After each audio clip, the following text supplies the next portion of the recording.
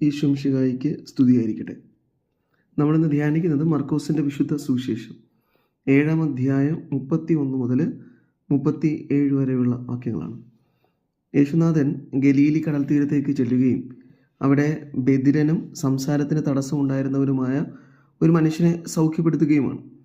ഇവനെ സൗഖ്യപ്പെടുത്തുമ്പോൾ യേശു ചെയ്യുന്ന ചില കാര്യങ്ങൾ വളരെയധികം ശ്രദ്ധാകരമാണ്. ഈ സുവിശേഷ ഭാഗത്ത് അവിടുന്ന് അവനെ മാറ്റി നിർത്തുകയും അവൻ്റെ ചെവികളിൽ വിരലുകൾ ഇടുകയും തുപ്പൽ കൊണ്ട് അവൻ്റെ നാവിൽ സ്പർശിക്കുകയും സ്വർഗത്തിലേക്ക് നോക്കി നെടുവീർപ്പെട്ടുകൊണ്ട് അവനോട് പറയുകയുമാണ്, എഫാത്ത, തുറക്കപ്പെടട്ടെ.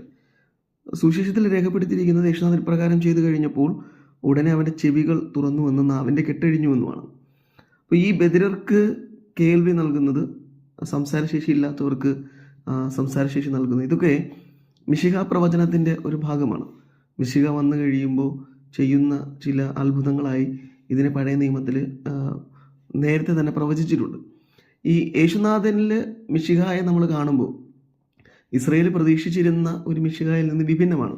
കാരണം ഇസ്രയേൽ പ്രതീക്ഷിച്ചിരുന്ന മിശിഹ സങ്കല്പം എന്ന് പറയുന്നത് ഇസ്രയേലിനെ അടിമത്തത്തിൽ നിന്ന്, അതായത് ഇസ്രയേൽ അന്ന് റോമാക്കാരുടെ അടിമത്തത്തിലാണ്, ആ അടിമത്തത്തിൽ നിന്ന് രക്ഷിക്കുന്ന, വിടുവിക്കുന്ന ഒരു രക്ഷകനെ കുറിച്ചാണ്. പക്ഷേ ഈശോ ആകട്ടെ ബാഹ്യമായ ശക്തികളിൽ നിന്ന് മാത്രമല്ല, ആന്തരികമായി നമ്മെ അടിമപ്പെടുത്തിയിരിക്കുന്ന, ഓരോ മനുഷ്യനെയും അടിമപ്പെടുത്തിയിരിക്കുന്ന ചില കാര്യങ്ങളുണ്ട്. ഈ മനുഷ്യനെ സംബന്ധിച്ച് അവൻ്റെ കെട്ടുകൾ അഴിഞ്ഞു, നാവിൻ്റെ കെട്ടുകൾ അഴിഞ്ഞു എന്നൊക്കെ സൂചിപ്പിക്കുന്നത് അവരിൽ തന്നെ ഉണ്ടായിരുന്ന ചില കെട്ടുകളെ കുറിച്ചാണ്. അവനിൽ ചില അടിമത്തം ഉണ്ടായിരുന്നു, അവനെ അടിമത്തപ്പെടുത്തിയിരുന്ന ചില അസുഖങ്ങൾ. അപ്പം അല്ലാതെ നമ്മളൊരു ആത്മീയ തലത്തിൽ ചിന്തിക്കുമ്പോൾ പാപത്തിൻ്റെ കെട്ടുകൾ നമ്മുടെ ജീവിതത്തിലുണ്ടാവാം, നമ്മൾ അടിമകളായിരിക്കും. അപ്പോൾ ഇതെല്ലാം അഴിക്കുന്ന ഒരു മിശിഹായാണ് യേശുനാഥൻ. ഇനി ഇത് വെറുതെ അഴിക്കുന്നവനല്ല, നമ്മുടെ ഈ സാഹചര്യത്തിൽ ദുഃഖിക്കുന്ന ഒരു കർത്താവാണ്. നമ്മളായിരിക്കുന്ന സാഹചര്യത്തിൽ എൻ്റെ പാവാവസ്ഥയെ നോക്കി അല്ലെങ്കിൽ എൻ്റെ രോഗാവസ്ഥയെ നോക്കിയിട്ട് എന്നെ വിമർശിക്കുന്ന യേശുവിനെ അല്ല. കാരണം ഇവിടെ ഈ രോഗിയെ കണ്ടിട്ട് അവൻ സ്വർഗത്തിലേക്ക് നോക്കി നെടുവീർപ്പെട്ടു വന്നതാണ്. അതായത് എൻ്റെ ദുഃഖത്തിൽ അവനും പങ്കുചേരുന്നുണ്ട്. എൻ്റെ വിഷമഘട്ടത്തിൽ എന്നെ കുറ്റപ്പെടുത്തുന്ന, മാറ്റി നിർത്തുന്ന ദൈവമല്ല.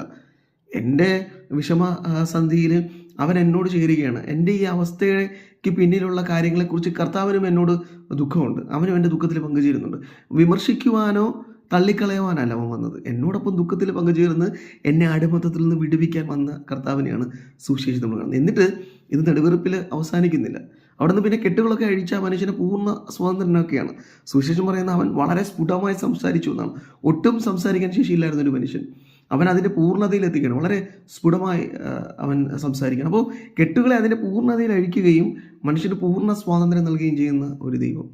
അപ്പം ഈ ദൈവത്തെയാണ് ഈശോയിൽ നമ്മൾ കാണുന്നത്. അപ്പോൾ നമ്മുടെ ജീവിതത്തിലെ ഏത് സാഹചര്യങ്ങളിലും ഏതവസ്ഥയിലും നമ്മളോടൊപ്പം നെടുവീർപ്പെടുകയും നമ്മുടെ കെട്ടുകൾ അഴിക്കുകയും ചെയ്യുന്ന ഒരു ദൈവം.